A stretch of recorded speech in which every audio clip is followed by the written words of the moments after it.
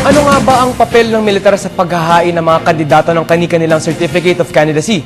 Aalamin natin niyan mula sa spokesperson ng Armed Forces of the Philippines, si Lieutenant Colonel Arnulfo Burgos. Magandang tanghali po, Colonel Burgos.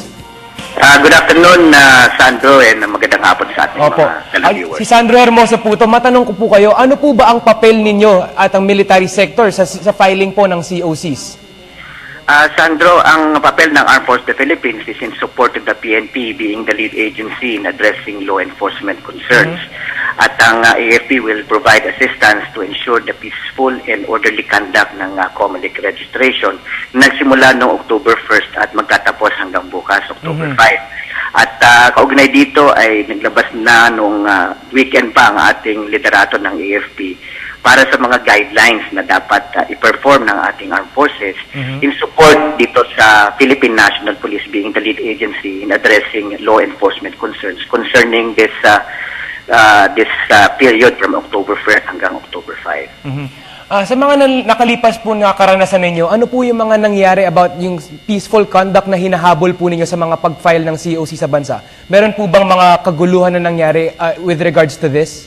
Yung kagaya na banggit sa ating report siya na nasaksihan natin na simula noong Lunes ay in terms of COMELEC registration-related incidents, mga violent incidents, ay wala naman tayong nasaksihan.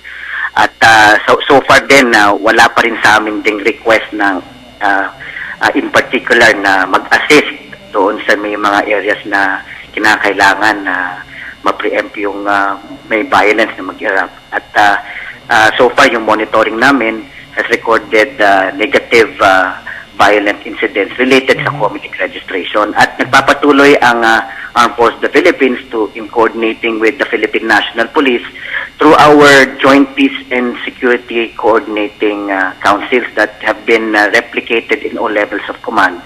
At nananatili yung malakas na koordinasyon ng AFP with the Philippine National Police. Opo, Colonel, aware po naman tayong lahat tungkol sa kaguluhan sa Mindanao, particularly na po sa ARMM tuwing election. Ano pong klaseng pagbabantay ang inyong ginagawa po sa Mindanao ngayon?